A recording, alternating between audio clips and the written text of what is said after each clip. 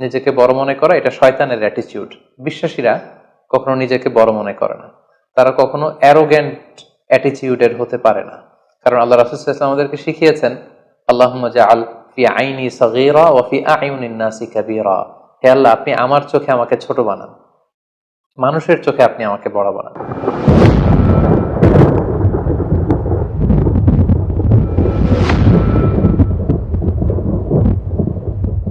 আসসালামু আলাইকুম ওয়া রাহমাতুল্লাহি ওয়া বারাকাতুহু। নাহমাদুহু ওয়া নুসাল্লি আলা রাসূলিহিল কারীম।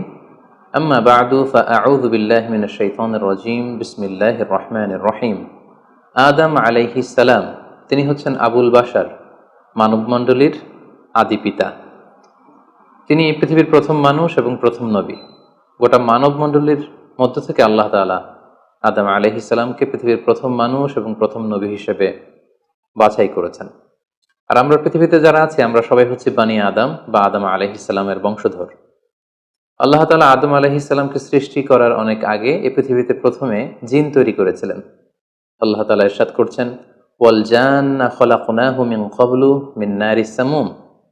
আর আমি মানব জাতি সৃষ্টির অনেক আগে প্রজ্বলিত আগুনের শাখা থেকে জিন জাতিকে তৈরি করেছি। আল্লাহ তাআলা যখন আদম আলাইহিস সালামকে সৃষ্টি করবেন বলে চিন্তা করলেন, আল্লাহ তাআলা সিদ্ধান্তটি ফেরেশতাদের সাথে শেয়ার করলেন। আল্লাহ তাআলা বললেন, ইন্নী জাআইলুন ফিল আরদি খলিফা। ওহে ফেরেশতারা, আমি পৃথিবীতে আমার রিপ্রেজেন্টেটিভ, আমার প্রতিনিধি হিসেবে মানুষ তৈরি করতে যাচ্ছি। যেহেতু জিন জাতিরা পৃথিবীতে আদম আলাইহিস সালামের আগেই অনেক রক্তপাত করেছিল, বিশৃঙ্খলা সৃষ্টি করেছিল, সেই অভিজ্ঞতার আলোকে সেই ডিসকাশনে আল্লাহ তাআলার সাথে ফেরেশতাদের ডিসকাশনে ফেরেশতারা তাদের মতামত পেশ করলেন। তারা বললেন তাদের অভিজ্ঞতার আলোকে, ক্বালু আতাজআলু ফিহা মান ইউফসিদু ফিহা ওয়া ইয়াসফিকুদ দিমা। অর্থাৎ, হে আল্লাহ, আপনি কি এমন কোন জাতি তৈরি করবেন যারা পৃথিবীতে ফাসাদ সৃষ্টি করবে, ক্যাওস করবে, রক্তপাত করবে? নাহনু নুসাব্বিহু বিহামদিকা ওয়া নুকদ্দিসু লাক। আমরা তো আপনার তাসবিহ পড়ি, আপনার প্রশংসা করি, আমরাই তো ভালো, কেন আপনি আবার মানুষ বানাতে যাবেন? আল্লাহ তাআলা বললেন, ইন্নী আ'লামু মা লা তা'লামুন। যে হে ফেরেশতারা, আমি এমন কিছু জানি যেটা তোমরা জানো না। আল্লাহ তাআলার এই সিদ্ধান্তের কথা যখন তিনি ফেরেশতাদেরকে জানিয়ে দিলেন যে আমি মানুষ বানাতে যাচ্ছি, অতঃপর আল্লাহ তাআলা তার সিদ্ধান্ত অনুযায়ী তিনি মানুষ তৈরি করলেন। আদম আলাইহিস সালাম হচ্ছে পৃথিবীর সর্বপ্রথম মানব। তিনি আদম আলাইহিস সালামকে মাটি থেকে তৈরি করেছেন। এই ভূপৃষ্ঠের যত জায়গায় যত ধরনের মাটি আছে, সব মাটিগুলোকে সেখান থেকে কিছু কিছু অংশ নিয়ে আল্লাহ তাআলা আদম আলাইহিস সালামকে তৈরি করলেন। আল্লাহ তাআলা ইরশাদ করছেন, ইন্নী খালিকুম বাশারাম মিন তিন। নিশ্চয় আমি মানব জাতিকে মাটি থেকে তৈরি করেছি। এজন্য বলা হয়ে থাকে মাটির মানুষ, বা আদম হচ্ছে মাটির তৈরি। বেসিকলি আমরা সবাই আমাদের মা এবং বাবা থেকে তৈরি হয়েছি, তাদের স্পার্ম থেকে, ওভাম থেকে। যেহেতু মানুষের এই বীর্য বা স্পার্মটি আমাদের খাবার দাবারের একটা শক্তিরস বা নির্যাস, এবং আমাদের খাবার দাবার ফলমূল এগুলো আসে বেসিকলি মাটি থেকে, সেই দিকে ইঙ্গিত করে আমাদেরকে বলা হয় যে আমরাও হচ্ছি মাটির তৈরি। আদম আলাইহিস সালামকে আল্লাহ তাআলা সরাসরি মাটি থেকে তৈরি করলেন, এবং এই সৃষ্টি প্রক্রিয়ার তিনটি ধাপ ছিল। প্রথমত আল্লাহ তাআলা মাটিগুলোকে এঁটেল মাটিতে রূপ দিলেন, যেটাকে কোরআন বলেছে তিনুন লাযিব। তারপর সেই এঁটেল মাটিতে আল্লাহ তাআলা বৃষ্টি বর্ষণ করলেন, ফলে সেটা হয়ে গেল হামাইম মাসনুন, মানে কাদামাটি। এরপর কাদামাটির সে দলা দিয়ে আল্লাহ তাআলা সেখানে হিট দিলেন, প্রচন্ড তাপ দিলেন। তাপ দিয়ে সেই মাটির দলাটিকে তিনি বানালেন সলসলিন কাল ফখর, ঠনঠনে পোড়া মাটি। এবং সেই ঠনঠনে পোড়া মাটির যে কাঠামো, আল্লাহ তাআলা আদম আলাইহিস সালামের স্ট্রাকচার দিলেন, কাঠামো দিলেন, এবং সেই কাঠামোর ভেতরে আল্লাহ তাআলা রুহের ফুৎকার দিলেন। আল্লাহ বললেন, ফাইযা সাওয়াইতুহু ওয়া নাফাখতু ফীহি মির রূহি। যখন আমি আদমকে তৈরি করলাম, তখন then I breathed into him my spirit. আমি তার ভেতরে আমার রুহের ফুৎকার দিলাম। ফলে আদম আলাইহিস সালাম জীবিত মানুষ হিসেবে সর্বপ্রথম আবির্ভূত হল। আমরা যদি সহিহ বুখারীর দিকে তাকাই, তাহলে দেখব যে সহিহ বুখারীতে সাইয়েদনা আদম আলাইহিস সালামকে যখন আল্লাহ তাআলা তার আকৃতি দিয়েছেন, অবয়ব দিয়েছিলেন, তার হাইট কত ছিল, কত লম্বা তিনি ছিলেন, সে ব্যাপারে সহিহ বুখারীতে এসেছে, ওয়াকানা তুলহু সিত্তুনা যিরাআন। 60 বিঘত তিনি লম্বা ছিলেন। আমাদের হাতের এই কনুই থেকে আঙ্গুল পর্যন্ত এই জায়গাটিকে বলা হয় 1 বিঘত। সেই হিসেবে তিনি ছিলেন 60 বিঘত লম্বা, 60 কিউবিট। এবং সহিহ মুসলিমের একটি বর্ণনা থেকে আমরা জানতে পারি জুমার দিন আল্লাহ তাআলা আদম আলাইহিস সালামকে তৈরি করেছিলেন। ইয়াউমুল জুমআতি ফিহি খুলিকা আদম, জুমার দিনে আল্লাহ তাআলা আদম আলাইহিস সালামের সৃষ্টি প্রক্রিয়া এটাকে তিনি সম্পন্ন করেছেন। আদম আলাইহিস সালামকে তৈরি করার পরে আল্লাহ তাআলা ফেরেশতাদেরকে এবং আদম আলাইহিস সালামকে একসাথে করে একটি মক টেস্ট নিলেন। সেখানে আল্লাহ তাআলা তাদের সবাইকে কিছু শব্দের নাম শিক্ষা দিলেন এবং আদম আলাইহিস সালামকে ফেরেশতাদের সামনে এনে ফেরেশতাদেরকে আল্লাহ তাআলা বললেন যে এগুলোর নাম যদি তোমরা আমাকে বলতে পারো তাহলে বলো। আল্লাহ তাআলা বললেন আম্বিউনি বিআসমাই হাউলাই ইন কুনতুম সাদিকিন। ফেরেশতাদেরকে প্রথমে প্রশ্ন করা হলো, বলো তো এগুলোর নাম কি? ফেরেশতারা উত্তর করতে পারলেন না। অতঃপর আদম আলাইহিস সালামকে লক্ষ্য করে আল্লাহ যখন বললেন ইয়া আদম আম্বিহুম বিআসমাইহিম, হ্যাঁ আদম তুমি এই জিনিসগুলোর নাম সবাইকে শুনিয়ে দাও। ফালাম্মা আম্বাআহুম বিআসমাইহিম, আদম আলাইহিস সালাম যখন একটার পর একটা সবগুলো জিনিসের নামকরণ করে ফেলতে পারলেন, সবগুলো জিনিসের নাম বলতে পারলেন, ক্বালা আলাম আকুল লাকুম ইন্নী আ'লামু গায়বাস সামাওয়াতি ওয়াল আরদ, আল্লাহ তাআলা ফেরেশতাদেরকে বললেন আমি কি তোমাদেরকে বলিনি যে আমি আকাশ জমিনের গায়েবের সমস্ত বিষয়ের ধারক এবং বাহক, সব বিষয়ের জ্ঞান আমার কাছে আছে। সো আদমকে আমি এমন কিছু স্পেশাল ফিচার দিয়ে তৈরি করেছি যেগুলো অ্যাঞ্জেলদের মধ্যে ল্যাকিংস ছিল, ফলে ফেরেশতারা সেগুলো জানার পরেও সেগুলোর নাম আল্লাহ তাআলাকে রিপিট করে বলে শোনাতে পারেনি, কিন্তু আদম আলাইহিস সালাম সবগুলো জিনিসের নাম একটার পর একটা তিনি বলে ফেলতে পারলেন। এবং এ থেকে প্রমাণিত হয় যে আল্লাহ তাআলা এখানে ফেরেশতাদের অপারগতা এবং আদম আলাইহিস সালামের শ্রেষ্ঠত্বের প্রমাণ তিনি এখানে স্থাপন করলেন। অনেকে প্রশ্ন করে থাকে যে আল্লাহ তাআলা আদম আলাইহিস সালামকে স্পেশালি এই জিনিসগুলোর নাম শিক্ষা দিয়েছিলেন, ফলে আদম আলাইহিস সালাম বলতে পেরেছেন, কিন্তু ফেরেশতাদেরকে তো এই জিনিসগুলোর নাম শিক্ষা দেওয়া হয়নি। সো তারা কি করে বলবে? কোরআনের কোথাও এটা সুস্পষ্ট বলা হয়নি যে আল্লাহ তাআলা যখন এই জিনিসগুলোর নাম শিক্ষা দিচ্ছিলেন তখন আলাদা করে আদম আলাইহিস সালামকে শিক্ষা দিচ্ছিলেন। বরং এমনও হতে পারে যে শেখানোর প্রক্রিয়াটি যখন চলছিল তখন ফেরেশতা এবং আদম তারা সকলেই উপস্থিত ছিল, কিন্তু আদম আলাইহিস সালামকে আল্লাহ তাআলা এমন কিছু মানবিক বৈশিষ্ট্য স্পেশাল ফিচার দিয়ে তৈরি করেছেন যার ফলে তিনি এগুলোর উত্তর করতে পেরেছিলেন, কিন্তু ফেরেশতাদের মধ্যে ওই বিষয়গুলো না থাকার কারণে ফেরেশতারা সেগুলোর উত্তর করতে পারেনি। ফেরেশতাদের সামনে আদম আলাইহিস সালামের শ্রেষ্ঠত্বের প্রমাণ হওয়ার পরে আল্লাহ তাআলা সকল ফেরেশতাদেরকে আদেশ করলেন যে তোমরা আদম আলাইহিস সালামকে একটা সম্মানসূচক সেজদা দাও, যেটাকে অনারারি প্রোস্ট্রেশন বলে। আল্লাহ তাআলা বললেন উসজুদু লি আদম ফাসাজাদু ইল্লা ইবলিস আবা ওয়াস্তাকবারা ওয়া কানা মিনাল কাফিরিন। আল্লাহ তাআলা আদেশ দেওয়ার সাথে সাথেই সকল ফেরেশতারা সেজদা দিল। আসলে এই সেজদাটা কেমন ছিল আমরা জানি না। আমরা সাধারণত রুকু করলে we just bow down our head just little bit, আমরা আমাদের মাথা একটু নিচু করি। আমরা যখন সেজদা দেই আমরা আমাদের কপাল মাটিতে ছুঁয়ে দেই, এটা হচ্ছে আমাদের সেজদা। কিন্তু ফেরেশতাদের সেজদা আসলে আদতে কেমন ছিল আমরা জানি না। এজন্য ফেরেশতাদের কোনো বিষয়, জিনদের কোনো বিষয়, এটা যদি আমরা আমাদের মতো করে কল্পনা করি এটা ভুল হবে। বরং যেভাবে সেজদা দেওয়ার দরকার ছিল ফেরেশতারা ঠিক সেভাবেই আদম আলাইহিস সালামকে সেজদা দিয়েছেন। কিন্তু এই সেজদাটি ইবাদতের সেজদা নয়, কারণ ইবাদত হিসেবে সেজদা দেওয়া যাবে শুধুমাত্র কেবলমাত্র আল্লাহ তাআলাকে। এই সেজদাটি ছিল সম্মান সূচক সেজদা, অনারারি প্রোস্ট্রেশন। ফাসাজাদু ইল্লা ইবলিস, আল্লাহ তাআলা আদেশ দেওয়ার সাথে সাথে সকল ফেরেশতারা সেজদা দিল ইবলিস ছাড়া। আবা ওয়াস্তাকবারা ওয়া কানা মিনাল কাফিরিন, সে সেজদা দিতে অস্বীকৃতি জানালো, ফলে সে কাফিরদের অন্তর্ভুক্ত হয়ে গেল। এখন প্রশ্ন হচ্ছে হু ইজ দিস ইবলিস? ইবলিস কে? এতক্ষণ পর্যন্ত আমরা আল্লাহ তাআলার সাথে ফেরেশতাদের ডিসকাশন, শেয়ারিং শুনেছি।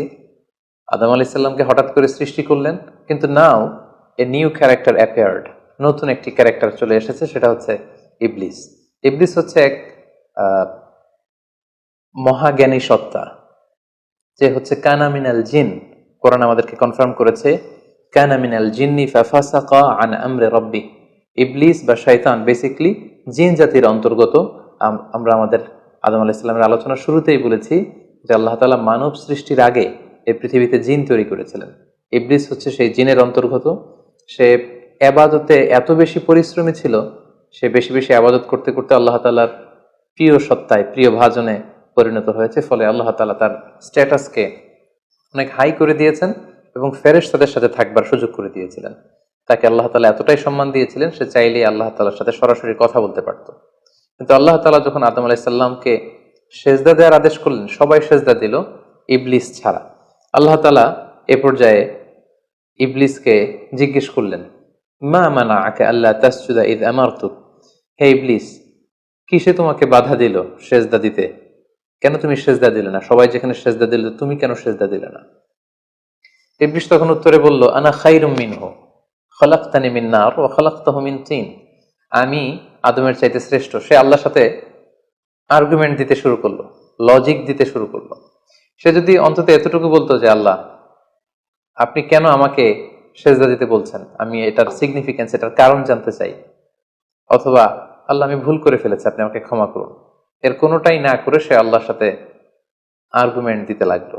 আর্গুমেন্টেটিভ একটা অ্যাটিটিউড তার মধ্যে গ্রো করলো। সে বলল, খলাকতানি মিন নার ওয়া খলাকতাহু মিন তিন, আপনি আমাকে সৃষ্টি করেছেন আগুন থেকে, আদমকে সৃষ্টি করেছেন মাটি থেকে।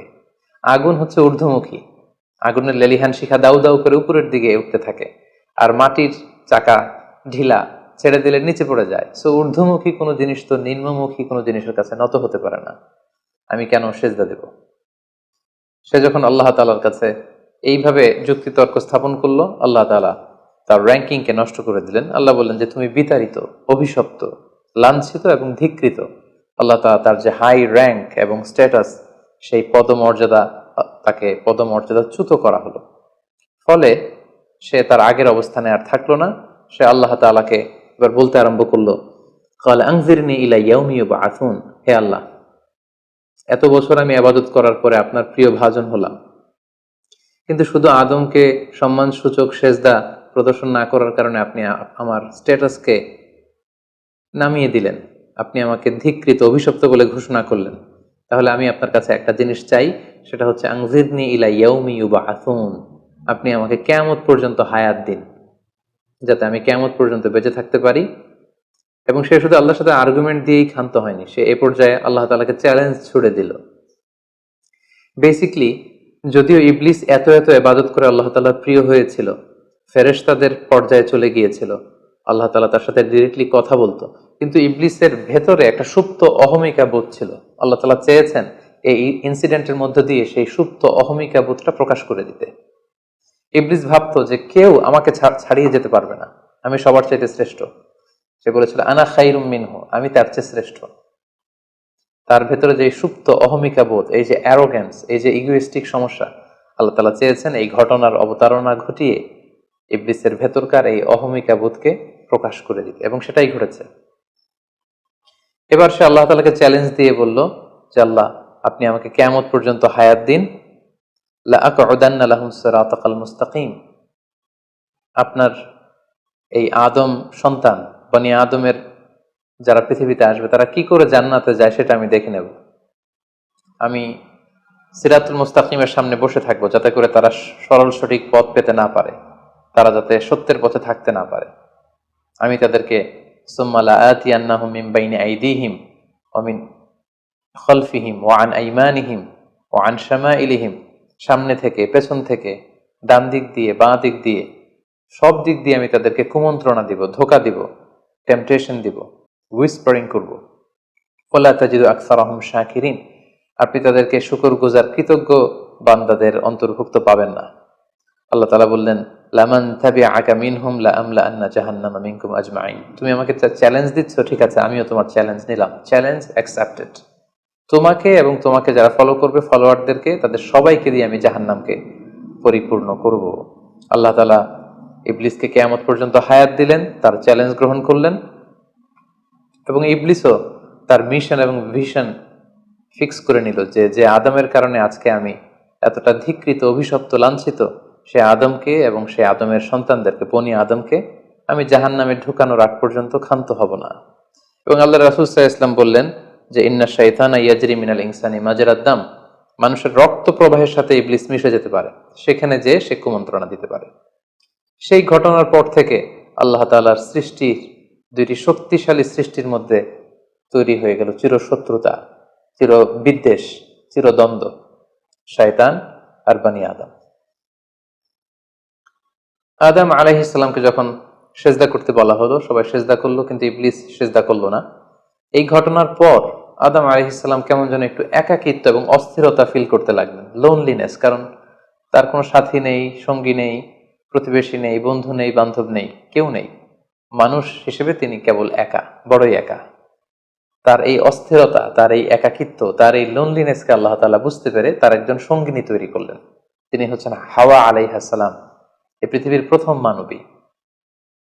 এবং আল্লাহ তাআলা বললেন ওয়াজআলা মিনহা যাওজাহা লিয়াসকুনা ইলাইহা। আল্লাহ তাআলা তার থেকেই তার একজন সাথী, তার সঙ্গিনী তৈরি করলেন, যার সান্নিধ্যে যে স্থির হতে পারে, সে প্রশান্তি পেতে পারে। অন্যত্র আল্লাহ তাআলা বলছেন খালাকা মিনহা যাওজাহা ওয়া বাসসা মিনহুমা রিজালান কাসীরা ওয়া নিসাআ।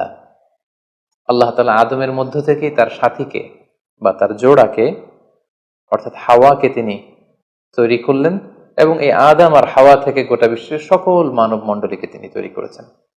আদম আলাইহিস সালামের কোন জায়গা থেকে হাওয়া আলাইহিস সালামকে তৈরি করা হয়েছে? সহিহ বুখারীতে এসেছে খুলিকনা মিন তিলা, পাঁজরের হাড় থেকে। আদম আলাইহিস সালামের বাম পাঁজরের উপর দিকের বাঁকা হাড় থেকে আল্লাহ তাআলা হাওয়া আলাইহিস সালামকে তৈরি করেছেন। হাওয়া শব্দটি এসেছে আরবি শব্দ হাই থেকে। হাই মানে জীবিত, প্রাণবন্ত।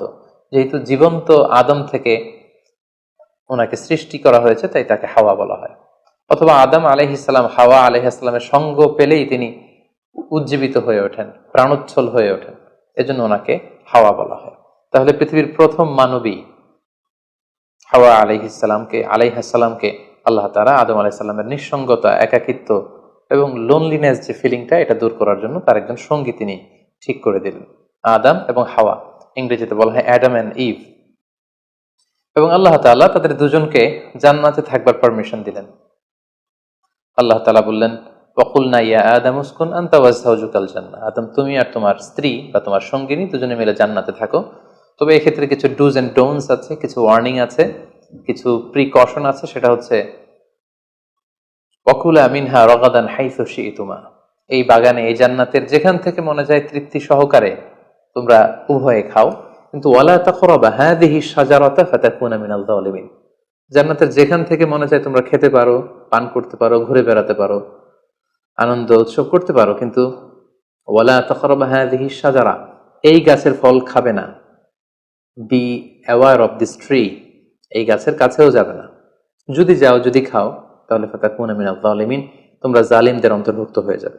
তাহলে আল্লাহ তাআলা আদম এবং হাওয়াকে জান্নাতে থাকার সুযোগ দিলেন, সেখানে কি করা যাবে কি করা যাবে না সেটা বাতলে দিলেন, ডুজ এন্ড ডোন্টস দিলেন এবং ওয়ার্নিং দিয়ে দিলেন। কিন্তু তারপর যেটা ঘটলো সেটা হচ্ছে, আমরা জানি যে ইবলিস কিন্তু তার মিশন এবং ভিশনকে ফিক্স করে নিয়েছে যে সে আদমকে গোমরা করেই ছাড়বে, ধোকা দিয়েই ছাড়বে। এবং সে অনুপাতে সে সামহাও জান্নাতে ঢুকে আদম এবং হাওয়া আলাইহিস সালামকে হুইসপারিং করে, টেম্পটেশন দিয়ে, কুমন্ত্রণা দিয়ে তাদেরকে বিভ্রান্ত করে ফেলল। কোরআন বলছে ফাওয়াসওয়াসা লাহুমা শাইতান লিইউবদিয়া লাহুমা মা উরিয়া আনহুমা মিন সাওআতিহিমা। শয়তান তাদের দুজনকে টেম্পটেশন দিয়ে, কুমন্ত্রণা দিয়ে ধোকার মধ্যে ফেলে দিল। শয়তান এসে বলল, আমাকে আল্লাহ সৃষ্টি করেছেন অনেক আগে, তোমাদেরকে সৃষ্টি করার আগে আল্লাহ তাআলা আমাদেরকে জানিয়েছিলেন যে তোমাকে এবং হাওয়াকে আল্লাহ তাআলা এই জান্নাতে রাখতে চান না, তোমাদের দুজনকে আল্লাহ পৃথিবীতে পাঠিয়ে দিতে চান। কারণ এখানে তারাই থাকতে পারবে যারা ফেরেশতা, তোমরা ফেরেশতা নও। আর এখানে পার্মানেন্টলি থাকার জন্য, রেসিডেন্সিয়াল পারমিটের জন্য একটা জিনিস লাগে, সেটা হচ্ছে ওই গাছের ফল খেতে হয়। যারা ওই গাছের ফল খেয়ে ফেলবে তারা এখানকার চিরকালীন বাসিন্দা হয়ে যাবে, তারা কখনো পৃথিবীতে যাওয়া লাগবে না। তো এই জন্য আল্লাহ তাআলা তোমাদেরকে ফল খেতে নিষেধ করেছেন ওই গাছে। তোমরা যদি ওই গাছের ফল খেয়ে ফেলো তাহলে তোমরা এখানকার চিরস্থায়ী অধিবাসী হয়ে যাবে। কোনোভাবেই আল্লাহ তাআলা তোমাদেরকে এখান থেকে তাড়াতে পারবেন না। কিন্তু আল্লাহ তাআলা চাইছেন তোমাদেরকে এখান থেকে তাড়িয়ে পৃথিবীতে পাঠিয়ে দিবেন। আমি তোমাদেরকে কসম করে বলছি, আমি তোমাদের ওয়েল উইশার, শুভাকাঙ্ক্ষী।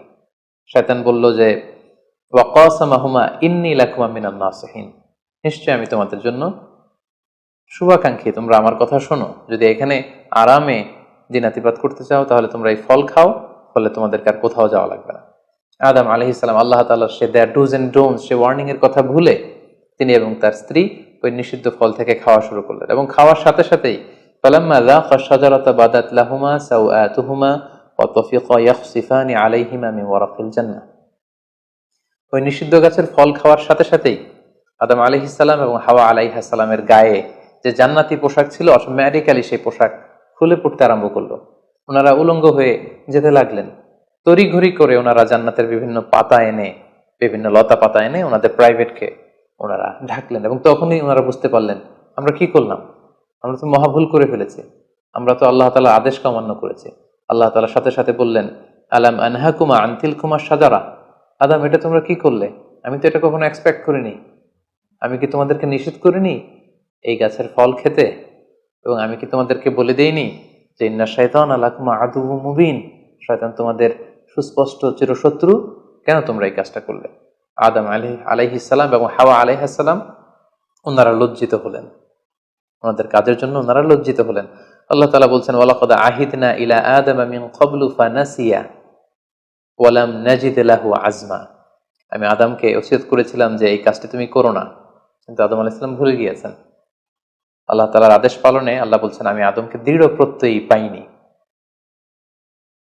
ফলে আদম আলাইহিস সালাম এবং হাওয়া আলাইহিস সালাম ওনারা নিজেদের ভুল বুঝতে পারলেন এবং অনুতপ্ত হলেন, লজ্জিত হলেন, আল্লাহ তাআলার কাছে ক্ষমা চাইতে লাগলেন। আল্লাহ তাআলা তাদেরকে ক্ষমার কিছু বাক্য শিখিয়ে দিলেন। ফাতালাক্কা আদামু মির রাব্বিহি কালিমাত, কিছু বাক্য শিখিয়ে দিলেন। সেই বাক্যগুলো কি ছিল? সেগুলো ছিল রব্বানা যালামনা আনফুসানা ওয়া ইল্লাম তাগফির লানা ওয়া তারহামনা লানাকুনান্না মিনাল খাসিরিন, মানে হে আল্লাহ আমরা জুলুম করে ফেলেছি আমাদের নাফসের উপর, আমরা ভুল করেছি, আপনি যদি আমাদেরকে ক্ষমা না করেন, যদি রহম না করেন, আমরা তো ক্ষতিগ্রস্তদের অন্তর্ভুক্ত হয়ে যাব। আদম আলাইহিস সালাম এবং হাওয়া আলাইহিস সালাম উভয়ে অনুতপ্ত হলেন, লজ্জিত হলেন এবং চোখের পানি ছেড়ে এই দোয়াটি পড়ে পড়ে আল্লাহ তাআলার কাছে ক্ষমা চাইলেন, এবং আল্লাহ তাআলা তাদের উভয়কে ক্ষমা করে দিলেন। এবার আল্লাহ তাআলা তাদের দুজনকে বললেন, যেহেতু তোমরা আমার আদেশকে মান্য করতে পারোনি, সেজন্য তোমাদেরকে পৃথিবীতে চলে যেতে হবে। ইহবিতু বা'দুকুম লিবা'দিন আদু, তোমাদেরকে পৃথিবীতে নামিয়ে দেয়া হলো। ওয়ালাকুম ফিল আরদি মুস্তাকাররু ওয়া মাতাউন ইলা হিন, এই পৃথিবী হবে তোমাদের আবাসস্থল, এই পৃথিবীতে অনেক জীবন উপকরণ তোমাদের জন্য থাকবে। ফিহা তাহিয়াউন ওয়া ফিহা তামুতুন ওয়া মিনহা তুখরাজুন, you live there, you die there, and you will be resurrected from there, তোমরা পৃথিবীতে বসবাস করবে, পৃথিবীতেই তোমাদের মৃত্যু হবে, এবং এই পৃথিবীর কবর থেকেই, মাটি থেকেই তোমাদেরকে আবার আমি পুনরুত্থান করব, and this is my decision. Adam আলাইহিস সালাম এবং হাওয়া আলাইহিস সালাম পৃথিবীর প্রথম মানব এবং মানবীকে জান্নাত থেকে আল্লাহ তাআলা পৃথিবীতে নামিয়ে দিলেন, এবং আল্লাহ বললেন যে তোমাদেরকে নামিয়ে দিয়ে আমি ক্ষান্ত হচ্ছি না। ফাইম্মা ইয়াতিয়ান্নাকুম মিন্নি হুদান, আমার গাইডেন্স তোমাদের কাছে আসবে। ফামান তাবিআ হুদায়া ফালা ইয়াযিল্লু ওয়ালা ইয়াশকা, আমার দেয়া পথ নির্দেশিকা এবং গাইডেন্স যারা মেনে চলবে তারা কখনো পথভ্রান্ত হবে না, তারা কখনো গোমরা হবে না। অতঃপর আল্লাহ তাআলা তাদের দুজনকে পৃথিবীতে নামিয়ে দিলেন। আদম এবং হাওয়া কোথায় নামিয়ে দিলেন এ ব্যাপারে ঐতিহাসিকদের মধ্যে মতভেদ পাওয়া যায়। কিছু কিছু ঐতিহাসিকগণ বলেন যে আদম আলাইহিস সালামকে মক্কা এবং তায়েফের মাঝখানে দাহনা নামক একটা জায়গায় আল্লাহ নামিয়ে দিয়েছেন। কোনো কোনো বর্ণনা মতে পাওয়া যায় যে আদম আলাইহিস সালামকে আল্লাহ তাআলা ইন্ডিয়ান সাবকন্টিনেন্টে শ্রীলঙ্কার সিংহাল নামক একটা জায়গায় পাঠিয়েছেন, এবং তারা সেখানে অ্যাডামস পিক নামে একটি পাহাড়ের কথা বলে থাকেন, যেখানে আদম আলাইহিস সালামের ফুটপ্রিন্ট বা পায়ের ছাপ সংরক্ষিত আছে বলে অনেক ঐতিহাসিকগণ মত প্রকাশ করেছেন। হাওয়া আলাইহিস সালামকে সৌদি আরবের জেদ্দা নগরীতে আল্লাহ তাআলা নাজিল করেন বলে অনেক ঐতিহাসিকগণ মতামত দিয়েছেন। তাহলে তারা পৃথিবীর এক এক দিকে এক একজন, অনেকদিন পরে তারা দুজন সৌদি আরবের জাবালে রাহমা, যেখানে বিদায় হজের ভাষণ দিয়েছিল আল্লাহ রাসূল সাল্লাল্লাহু আলাইহি ওয়াসাল্লাম, ময়দানটাকে বলা হয় ময়দানুল আরাফাত, আরাফাতের ময়দানে ওনারা আবার রিইউনাইটেড হয়েছেন এই পৃথিবীর বুকে। সম্মানিত, শুধু এ পর্যায়ে আমরা জানবো how was the life of Adam and Eve on earth. এই পৃথিবীতে আদম আলাইহিস সালাম এবং হাওয়া আলাইহিস সালামের একেবারে পৃথিবীর শুরুর দিকের জীবন পরিক্রমাটা কেমন ছিল, হাউ ওয়াজ দেয়ার লাইফ, কিভাবে তারা তাদের জীবন অতিবাহিত করেছেন। আমরা জানি যে তাদের দুজনের মাধ্যমেই হিউম্যান হিস্ট্রি শুরু হয়েছিল, মানব ইতিহাস। তাদের জীবন পরিক্রমাটা কিছুটা ভিন্ন, আমাদের চাইতে ভিন্ন, যেহেতু তারাই পৃথিবীর প্রথম মানব এবং মানবী। তাদের কোনো প্রতিবেশী নেই, তাদের কোনো বন্ধু বান্ধব নেই, পৃথিবীতে আর কোনো মানুষ তাদের আশেপাশে ছিল না, শুধু তারাই। তো সেক্ষেত্রে এক আল্লাহ তাআলার ইবাদত ছাড়া তাদের মৌলিক যে কাজটা ছিল সেটা ছিল পপুলেশন, কাল্টিভেশন অ্যান্ড কনস্ট্রাকশন। কি করে জনসংখ্যা বৃদ্ধি করা যায় পৃথিবীতে, কি করে সন্তান লালন পালন করা যায়, কি করে চাষাবাদ করা যায়, কি করে ফার্মিং করা যায়, এবং কি করে মানব সভ্যতার বিনির্মাণ করা যায়, এটাই ছিল পৃথিবীর প্রথম মানব এবং এই মানবীর প্রধানতম দায়িত্ব। যেহেতু ওনারা যদি নতুন প্রজন্ম তৈরি না করেন, ওনারা যদি চাষাবাদ না করেন, ওনারা যদি সভ্যতা বিনির্মাণ না করেন, তাহলে পৃথিবীতে মানব সভ্যতা টিকে থাকবে না। ফলে মৌলিক আবাদতের পাশাপাশি এগুলোই ছিল ওনাদের কাজ। আল্লাহ তাআলা সব শিখিয়ে দিলেন কিভাবে গাছ রোপণ করতে হয়, কিভাবে চাষাবাদ করতে হয়, কিভাবে ছাগল গরু এগুলো লালন পালন করতে হয়, এবং সেখান থেকে কিভাবে দুধ দহন করে নিজেদের খাবারের যোগান দিতে হয়। বেসিকলি আদম আলাইহিস সালামের কাছে যে সহিফাগুলো নাজিল হয়েছিল, সেখানে শরীয়তের মূলনীতির চাইতে কিভাবে পৃথিবী আবাদ করতে হবে এই বিষয়গুলোই বেশি স্থান পেয়েছিল। এক্ষেত্রে সবচেয়ে মজার ব্যাপার হচ্ছে আদম আলাইহিস সালামের এই জীবন পরিক্রমার সবচেয়ে গুরুত্বপূর্ণ একটি মজার বিষয় হচ্ছে যে কিছুদিন পরেই তাদের কুলকে আলোকিত করে, তাদের সংসারকে আলোকিত করে নতুন প্রজন্ম আসতে শুরু করলো।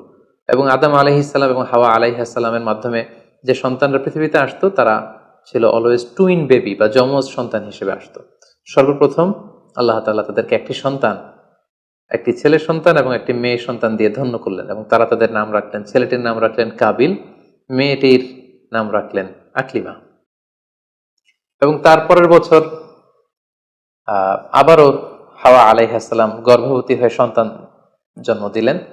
সেক্ষেত্রেও একটি ছেলে একটি মেয়ে, কারণ এই ছেলে মেয়েদের বিয়ে দেওয়ার তখন পদ্ধতি ছিল, এই বছর যেই ছেলে জন্মগ্রহণ করেছে সেই ছেলের সাথে পরের বছরের মেয়ের বিয়ে হতো, এবং এই বছর যে মেয়ে জন্মগ্রহণ করেছে তার সাথে পরের বছরের ছেলের সাথে এভাবে ক্রসিং সিস্টেমে বিয়ে হতো। যেহেতু পৃথিবীতে আর কোনো মানুষ তাদের আশেপাশে ছিল না, ফলে নিজেদের ভাই বোনদের মধ্যে বিয়ে হতো, তবে ওলট পালট করে। তো এর ফলে বাই ডিফল্ট আদম আলাইহিস সালামের ছেলে কাবিলের ভাগ্যে এসে জুটল তার পরের টার্নের যে বোন জন্মগ্রহণ করেছে হাবিলের সাথে, তার নাম ছিল লাবুদা। লাবুদার সাথে কাবিলের বিয়ে হবে এবং হাবিলের সাথে ইকলিমার বিয়ে হবে, এটাই ফিক্স করা হলো। কিন্তু এখানে একটি সমস্যা দেখা দিল, সেটি হচ্ছে ইকলিমা ছিল খুবই সুন্দরী, she was a very beautiful lady. ফলে কাবিল এটা মেনে নিতে পারেনি। সে প্রশ্ন উত্থাপন করলো যে কেন আমি লাবুদাকে বিয়ে করব? লাবুদা হচ্ছে কিছুটা শ্যামলা প্রকৃতির, আমি তাকে বিয়ে করব না, বরং আমার সাথে আমার যে বোন জন্মগ্রহণ করেছে সে ইকলিমাকে আমি বিয়ে করব। আদম আলাইহিস সালাম বললেন, না, এটা আল্লাহর দেয়া আদেশ। তোমার সাথে তোমার যে যমজ বোন জন্মগ্রহণ করেছে তাকে তুমি বিয়ে করতে পারবে না, বরং তোমার পরে হাবিল এবং লাবুদা যে জন্মগ্রহণ করেছে সে লাবুদা হবে তোমার স্ত্রী, এবং তোমার সাথে তোমার যে বোন আকলিমা জন্মগ্রহণ করেছে সে আকলিমা হবে হাবিলের স্ত্রী। কিন্তু কাবিল এটা সহজে মেনে নিতে পারেনি। ফলে সে এখানে প্রশ্ন উত্থাপন করলো এবং সে বলল যে আমি আকলিমাকে বিয়ে করতে চাই। দেখা দিল এক মহা সমস্যা। তখন আল্লাহ তাআলা আদম আলাইহিস সালামকে জানিয়ে দিলেন, ঠিক আছে, হাবিল এবং কাবিলকে কুরবানি করতে বলো, যার কুরবানি কবুল হবে সেই আকলিমাকে পাবে। এবং তখন কোরবানির সিস্টেম ছিল, কোরবানি করে চলে আসার পরে আকাশ থেকে আগুন এসে যেই কোরবানিকে ঝলসে দিত, সেই কোরবানিটা আল্লাহ তাআলার কাছে কবুল হয়েছে বলে ধরে নেওয়া হতো। আদম আলাইহিস সালামের ছেলে কাবিল বেসিকলি চাষি ছিল, সে এক বস্তা গম আল্লাহ রাস্তায় কোরবানি করলো। আর হাবিল সে মেষ চড়াতো, ছাগল চড়াতো, সে একটি বকরি জবাই করে আল্লাহ রাস্তায় কুরবানি করলো, এবং তারা অপেক্ষা করতে লাগলো যে কার কুরবানি কবুল হয়। দেখা গেল আকাশ থেকে আগুন এসে হাবিলের বকরি বা ছাগলটাকে ঝলসে দিয়েছে, কিন্তু কোনো আগুন এসে কাবিলের গমের বস্তাকে বা গমের স্তূপকে ঝলসে দেয়নি। ফলে প্রমাণিত হলো যে হাবিলের কুরবানি আল্লাহ তাআলার দরবারে কবুল হয়েছে, এবং আল্লাহ তাআলার দেয়া আগের বিধান অনুযায়ী হাবিলই আকলিমাকে বিয়ে করার সুযোগ পাবে। এই কথাটি আল্লাহ তাআলা খুব সুন্দর করে কোরআনুল কারীমে উল্লেখ করেছেন। আল্লাহ বলছেন, ফাতুকুব্বিলা মিন আহাদিহিমা ওয়া লাম ইউতাকাব্বাল মিনাল আখার। তাদের একজনের কুরবানি কবুল হলো, আরেকজনেরটি হলো না। ফলে হাবিল আকলিমাকে বিয়ে করার সুযোগ পেল। কিন্তু কাবিল এতে আরো প্রচন্ড জেলাসি ফিল করতে লাগলো। সে হিংসায় জ্বলে পুড়ে অত্যন্ত রেগে গিয়ে বলল, লা আক্তুলান্নাক, হাবিল আমি তোমাকে হত্যা করব, তোমাকে হত্যা করে হলেও আমার সুন্দরী বোন আকলিমাকে আমি ছিনিয়ে নিব। তখন হাবিল বলতে লাগলো যে, লাইম বাসাত্তা ইলাইয়া ইয়াদাকা লিতাকতুলানি মা আনা বিবাসিতি ইয়াদি ইলাইকা লিআকতুলাক। অর্থাৎ, হে কাবিল, তুমি যদি আমাকে হত্যা করতে অগ্রগামী হও, হাত বাড়াও, আমি আমার হাতকে বাড়াবো না তোমাকে আঘাত করার জন্য। কারণ তুমি যদি আমাকে হত্যা করো তাহলে আমার পাপ, তোমার পাপ সবটাই তোমার ঘাড়ে বর্তাবে, আর আমি এত বড় পাপ কাজ কখনোই করতে চাই না। কাবিল এই কথাতেও ক্ষান্ত না হয়ে সে হত্যা করতে উদ্যত হলো এবং সে তার কথা মতো তার ভাই হাবিলের উপর চড়াও হয়ে আক্রমণ করে তার আপন ভাই হাবিলকে সে হত্যা করে ফেলল। কোরআন বলল ফাকাতালাহু ফাসবাহা মিনাল খাসিরিন, কাবিল হাবিলকে হত্যা করে ফেলল। প্রতিহিংসার অনলে জ্বলে পুড়ে শয়তানের কুমন্ত্রণায় পৃথিবীর প্রথম হত্যাকাণ্ড, the first murder ever in the world, পৃথিবীর প্রথম হত্যাকাণ্ড সংঘটিত হলো। এবং হত্যাকারী ছিল আদম আলাইহিস সালামের ছেলে কাবিল, এবং এই পৃথিবীর প্রথম নিহত মানুষের নাম হচ্ছে হাবিল। সহিহ বুখারীতে আল্লাহ রাসূল সাল্লাল্লাহু আলাইহি ওয়াসাল্লাম ইরশাদ করেছেন, আউয়ালু মান সান্নাল কতলা, কাবিল হচ্ছে ওই ব্যক্তি যে পৃথিবীতে সর্বপ্রথম হত্যার ট্র্যাডিশন চালু করেছে। কাবিলের আগে কেউই পৃথিবীতে হত্যাকাণ্ড ঘটায়নি, ফলে হাবিল হচ্ছে পৃথিবীর প্রথম শহীদ বা প্রথম নিহত মানুষ। এবং কাবিল যেহেতু এই হত্যার ট্র্যাডিশন করেছে, এই মার্ডারের ট্র্যাডিশন করেছে, ফলে পৃথিবীতে যারাই এই বিচার বহির্ভূত হত্যা বা অন্যায়ভাবে কাউকে হত্যাকাণ্ডের সাথে জড়িত হবে তার একটি পার্সেন্টেজ গুণা কিয়ামত পর্যন্ত কাবিলের ভাগেও এটি যেতে থাকবে। এখন যে মজার ব্যাপারটি ঘটেছে সেটি হচ্ছে, কাবিল যখন হাবিলকে আক্রমণ করেছে, হাবিলকে নিহত করেছে, হত্যা করেছে, হত্যা করার পরে হাবিল লাশ হয়ে শুয়ে রইল। কারণ কাবিল যখন হাবিলকে আক্রমণ করেছে, হাবিলের গা থেকে যখন ব্লিডিং হয়েছে, সে ছটফট ছটফট করতে করতে এক পর্যায়ে মারা গেল। কিন্তু মারা যাওয়া কাকে বলে এটাও পৃথিবীর কেউ জানতো না। কাবিল নিজেও বুঝতে পারেনি যে এইভাবে আমি আঘাত করলে হাবিল এইভাবে মরে যাবে, তার ব্লিডিং হবে। মৃত্যু কি এটা তারা জানে না, কারণ এই পর্যন্ত এই পৃথিবীতে কেউ তো মারা যায়নি। ফলে সে দেখলো যে কিছুক্ষণ আগে আমার ভাই হাবিল আমার সাথে কথা বলছিল, এখন হাবিল আর কথা বলে না, চুপ করে শুয়ে আছে, নড়ে না চড়ে না। কাবিল তার ভাইকে কাঁধে নিয়ে ঘুরতে লাগলো। কি করবে, সে কথা বলে না কেন? কারণ এটা যে মৃত্যু, দিস ইজ দ্য ডেথ, এটা তাদের জানা ছিল না। এবং তার ভাইয়ের লাশকে সে কি করবে সে নিজে বুঝতে পারছিল না। তখন হাবিলকে শিক্ষা দেওয়ার জন্য আল্লাহ তাআলা একটি কাককে পাঠালেন। ফাবাআসাল্লাহু গুরাবান ইয়াবহাসু ফিল আরদি লিউরিয়াহু কাইফা ইউয়ারি সাওআতা আখি। দুটি কাক এসে একটি কাক আর একটি কাককে হত্যা করলো, এবং হত্যাকারী কাকটি তার ঠোঁট দিয়ে তার পা দিয়ে মাটি খুঁড়ে গর্ত করে সেই গর্তের ভেতরে মৃত কাকটিকে ফেলে আবার মাটি দিয়ে ঢেকে ফেললো। এই দৃশ্যটি হাবিল দেখে বুঝতে পারলো যে আমাকেও, আমার কাবিল দেখে বুঝতে পারলো আমাকেও একই কাজ করতে হবে। কাবিল তখন মাটি খুঁড়ে তার ভাই হাবিলকে মাটি চাপা দিয়ে পৃথিবীর প্রথম ফিউনারাল বা বারিফাইং এর যে সিস্টেম, কবর দেওয়ার যে প্রক্রিয়া, এটা তিনি সারলেন। আদম আলাইহিস সালাম তখন চলে গিয়েছিলেন মক্কায় কাবা নির্মাণের কাজে বা হজের কাজে। সেখান থেকে ফিরে এসে এই ঘটনা শুনে তিনি অত্যন্ত দুঃখ পেলেন। তিনি কাবিলকে ভর্ৎসনা করলেন এবং আদম আলাইহিস সালামের সন্তান সন্ততি সবাইকে ডেকে তিনি নাসিহত করলেন, এক আল্লাহর আদেশ মেনে নেওয়ার জন্য তিনি সবাইকে আহ্বান জানালেন। হাবিলের পরবর্তীতে আল্লাহ তাআলা এওয়াদান আন হাবিল, হাবিলের পরিবর্তে তিনি শীস আলাইহিস সালামকে আদম আলাইহিস সালামের ছেলে হিসেবে পৃথিবীতে দান করলেন। হাওয়া আলাইহিস সালামের কোল জুড়ে পৃথিবীতে আসলো শীস, এবং তার সাথে তার টুইন বোন হাজুরা পৃথিবীতে আসলো। এবং আদম আলাইহিস সালামের পরে শীস আলাইহিস সালামকে আল্লাহ তাআলা নবী হিসেবে সিলেক্ট করলেন। এবং সহিহ ইবনে হিব্বানের একটি বর্ণনা এসেছে, যদি বর্ণনাটি দুর্বল, যে শীস আলাইহিস সালামের কাছে আল্লাহ তাআলা 50টি সহিফা নাজিল করেছিলেন। দেখতে দেখতে আদম আলাইহিস সালাম তার জীবনের 1000 বছর পূর্ণ করলেন, তিনি বয়োবৃদ্ধ হয়ে আসলেন, এবং তার এই নবুয়তির দায়িত্ব আল্লাহ তাআলা শীস আলাইহিস সালামের কাঁধে দেওয়ার পরে আদম আলাইহিস সালামের পৃথিবী থেকে বিদায় নিলেন। কোথায় তাকে কবর দেওয়া হয়েছে? ঐতিহাসিকদের মধ্যে একাধিক মত পাওয়া যায়। কোনো কোনো বর্ণনা মতে ওনাকে মক্কাতে কবরস্থ করা হয়েছে, কোনো কোনো ঐতিহাসিক বর্ণনা মতে ওনাকে বাইতুল মাকদাসে কবরস্থ করা হয়েছে। আর ঠিক এভাবেই পৃথিবীর প্রথম মানব এবং প্রথম নবী আদম আলাইহিস সালাম এই পৃথিবী থেকে বিদায় নিয়ে পরপারে পাড়ি জমালেন। সম্মানিত সুধী, আদম আলাইহিস সালামের এই জীবনী থেকে আমাদের জন্য কি শিক্ষা? কেন আল্লাহ তাআলা কালামুল্লাহ মাজিদে কুরআন কারীমে নবীদের ঘটনাগুলো বর্ণনা করেছেন? কেন আদম আলাইহিস সালামের ঘটনা আমাদেরকে শুনিয়েছেন? নিশ্চয়ই এর পেছনে কারণ রয়েছে। সেটি হচ্ছে আমরা যাতে করে এই জীবনী থেকে আমাদের প্রাত্যহিক জীবনের জন্য শিক্ষা, লেসন, এগুলো যাতে গ্রহণ করতে পারি। আদম আলাইহিস সালামের এই বর্ণাঢ্য জীবনী থেকে, সংগ্রামী জীবনী থেকে আমরা কি শিখতে পারি, কি কি লেসন আমাদের জন্য রয়েছে, এ পর্যায়ে আদম আলাইহিস সালামের জীবনী থেকে শিক্ষাগুলো আমরা আলোচনা করব। আদম আলাইহিস সালামের জীবনী থেকে প্রথম যে শিক্ষাটা আমরা পাই সেটা হচ্ছে সৃষ্টির জন্য অহংকার করা বা অ্যারোগেন্স এটা শোভা পায় না। অহংকার করা এটা হচ্ছে স্রষ্টার বৈশিষ্ট্য। কোনো সৃষ্টি কখনো অহংকার করতে পারে না। আল্লাহ তাআলা বলেছেন হাদিসে কুদসিতে, আল কিবরিয়া উরিদা ই, অহংকার হচ্ছে আমার চাদর, এজন্য যে অহংকার করবে ওকে আমি জাহান্নামে নিক্ষেপ করব। কিন্তু শয়তানের ক্ষেত্রে আমরা এই মিস্টেকটাই দেখেছি। সে অহংকারের ফাঁদে পা দিয়ে আল্লাহ তাআলার আদেশ অমান্য করেছে এবং সে ধিক্কৃত অভিশপ্ত একটা সত্তায় পরিণত হয়েছে। এবং সে বলেছে যে আনা খাইর মিনহু, আমি আদমের চাইতে শ্রেষ্ঠ। কোনো বিশ্বাসী, কোনো প্র্যাকটিসিং মুসলিম কখনো নিজেকে বড় মনে করতে পারে না। ইসলাম আমাদেরকে এটা শেখায় না। নিজেকে বড় মনে করা এটা হচ্ছে শয়তানের স্বভাব, যেটা আমরা আদম আলাইহিসসালাম এবং শয়তানের যে ঘটনা, ইনসিডেন্ট, সেখান থেকে আমরা জানতে পারলাম। নিজেকে বড় মনে করা এটা শয়তানের অ্যাটিটিউড। বিশ্বাসীরা কখনো নিজেকে বড় মনে করে না, তারা কখনো অ্যারোগ্যান্ট অ্যাটিটিউডের হতে পারে না।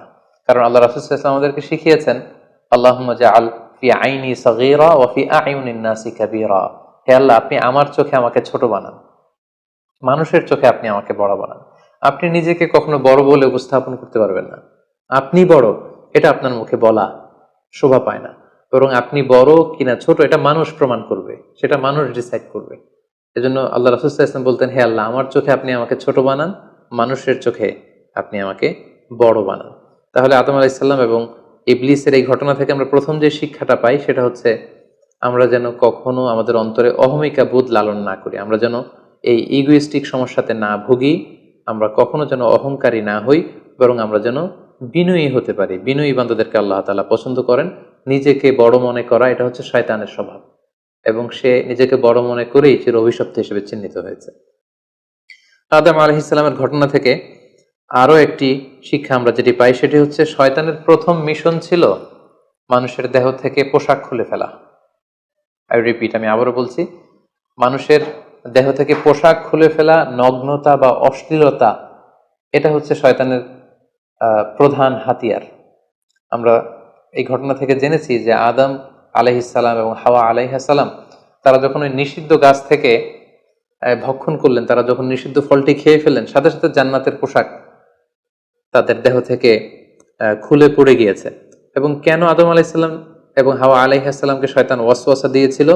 সূরা আরাফে আল্লাহ বলছেন, লিউরিয়াহুমা সাওআতিহিমা, যাতে করে তাদের প্রাইভেট, তাদের লজ্জাস্থান প্রকাশিত হয়ে পড়ে।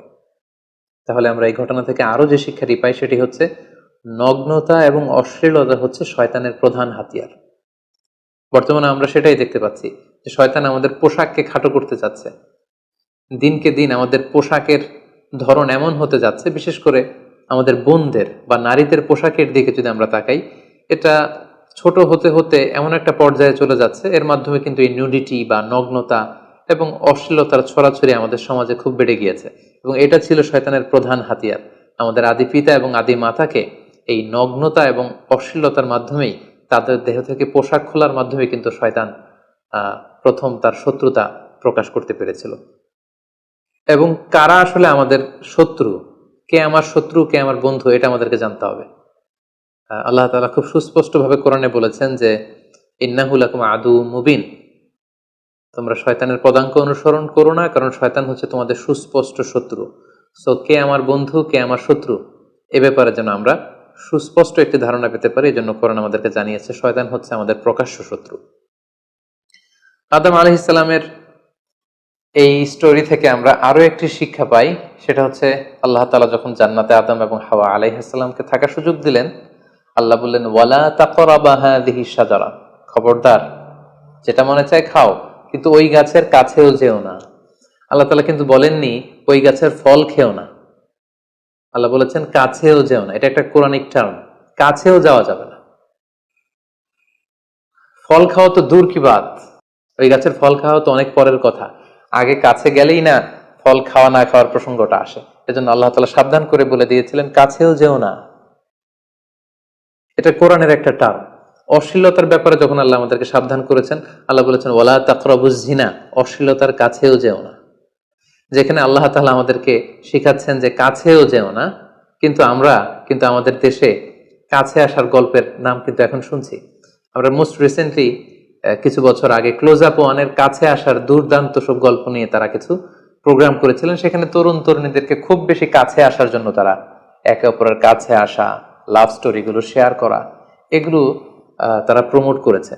কিন্তু তার বিপরীতে কোরআনিক পয়েন্টস অফ ভিউ যদি আমরা দেখি, সেখানে কিন্তু আমরা ভিন্ন কনসেপশন দেখতে পাই। সেখানে কোরআন আমাদেরকে বলেছে যে কাছেও যাওয়া যাবে না, তোমরা কাছেও যেও না। সো এই বিষয়টি যেন আমরা মনে রাখবার চেষ্টা করি। আদম আলাইহিস সালামের ঘটনা থেকে আরো একটি শিক্ষা আমরা পাই, সেটা হচ্ছে শয়তান সবসময় আমাদেরকে অস্থির বানাতে চেষ্টা করে। মানে আমার আরো লাগবে, আমার আরো চাই, আমার আরো পেতে হবে। যেমন জান্নাতে নিঃসন্দেহে আদম এবং হাওয়া আলাইহিস সালামের জন্য কোনো অভাব ছিল না, সবকিছু সেখানে ছিল। তারপরেও কেন তাদেরকে, যেটাকে নিষিদ্ধ করা হয়েছে, ওই ফল কেন খাওয়া লাগবে? শয়তান এসে সেই কাজটাই করেছে। শয়তান বোঝাতে যাচ্ছে তোমাদের আরো লাগবে, আরো। এই অফুরন্ত খাবার এবং নাজ নেয়ামতে তোমাদের হবে না, বরং যেটা আল্লাহ নিষেধ করেছে ওইটাতেই যেতে হবে।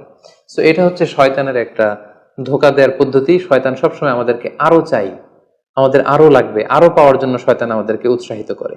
এরকম আরো আরো করে যখন আমরা এসবের পেছনে ছুটতে থাকি, ফলে আমরা অস্থির হয়ে উঠি। শয়তান কখনোই চায় না আমরা যেন প্রশান্ত চিত্তের অধিকারী থাকি, আমরা যেন ধীরস্থির থাকি। আপনি যখনই ধীরস্থির হবেন, আল্লাহর সিদ্ধান্তে যখন আপনি সন্তুষ্ট হবেন, তখনই আপনি, আপনার মনে একটা প্রশান্তি চলে আসবে। ফলে আপনি তখন আল্লাহকে নিয়ে ভাবার সুযোগ পাবেন, আপনার জীবনকে নিয়ে সন্তুষ্ট হবেন। তখন আপনার মধ্যে একটা কামনেস, একটা ট্রাঙ্কুইলিটি চলে আসবে। কখনোই শয়তান এটা চায় না, বরং শয়তান সবসময় একটা প্রতিযোগিতার মধ্যে রেখে আরো লাগবে, আরো চাই, এরকম একটা উন্মাদনা, অস্থিরতা শয়তান সবসময় আমাদের কাছে, আমাদের মধ্যে ছড়িয়ে দিতে চায়। এই গল্প থেকে আমরা আরো একটি জিনিস শিখতে পারি, সেটা হচ্ছে দ্য পাওয়ার অফ দোয়া। দোয়ার যে কত বড় শক্তি। একটু খেয়াল করে দেখুন যে আল্লাহ তাআলা শয়তানের দোয়াও কিন্তু ফিরিয়ে দেয়নি, কিন্তু আমরা অল্পতে নিরাশ হয়ে যাই। শয়তান বলেছিল, আল্লাহ তুমি আমাকে চিরকাল বেঁচে থাকার সুযোগ দাও, লম্বা হায়াত দাও। আল্লাহ এই দোয়া কবুল করলেন।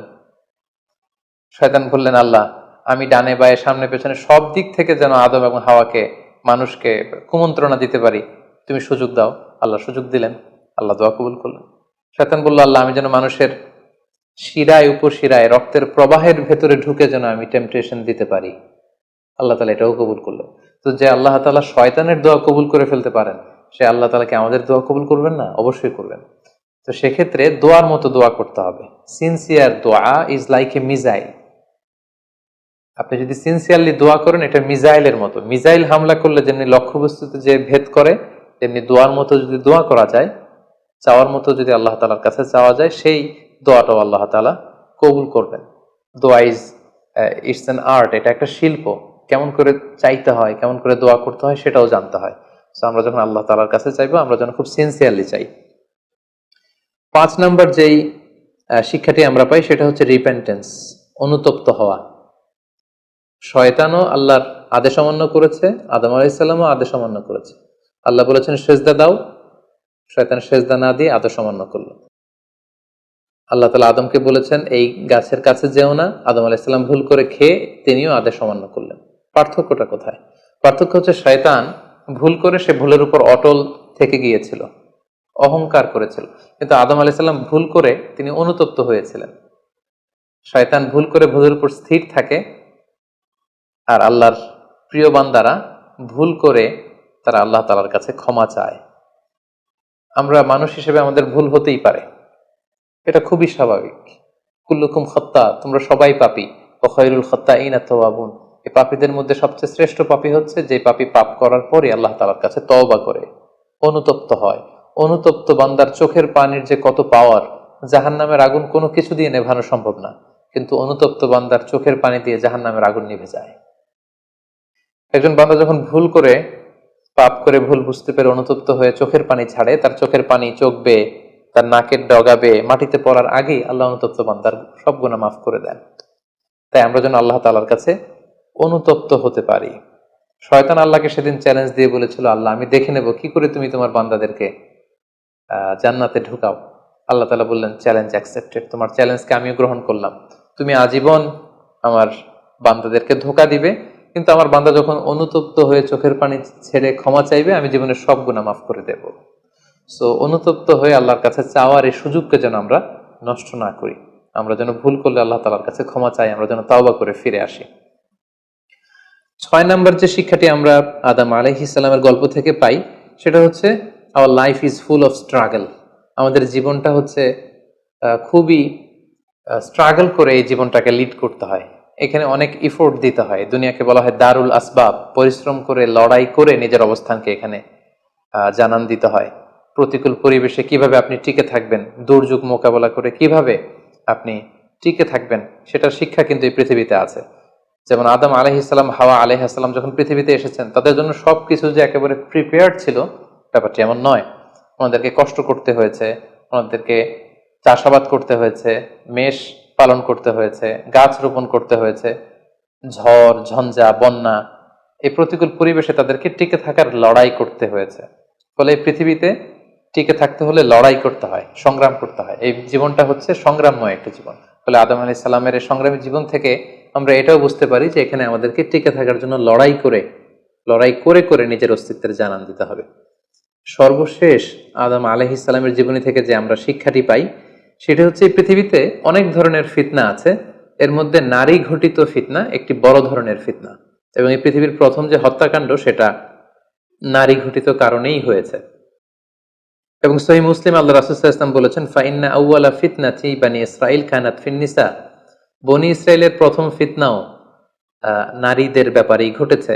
এবং আল্লাহ রাসূল বলেছেন, আমার পরে তোমাদের জন্য নারীদের ফিতনার চাইতে বড় কোনো ফিতনা আমি রেখে যাইনি। ফলে এই নারী ঘটিত ফিতনা থেকে আমাদেরকে সাবধান থাকতে হবে। বর্তমানেও যখন আমরা পত্রপত্রিকা খুলি প্রায় কিন্তু আমরা এই ধরনের অশ্লীলতা, নগ্নতা, ধর্ষণের মতো জঘন্য ঘটনার কথা আমরা শুনি। এতে করে আমরা বুঝতে পারছি যে নারী ঘটিত ফিতনাটা আসলেই অনেক বড় ফিতনা। এক্ষেত্রে আসলে নারীদেরকে ব্লেম করা হচ্ছে না, এক্ষেত্রে উভয়ই সমানভাবে অপরাধী।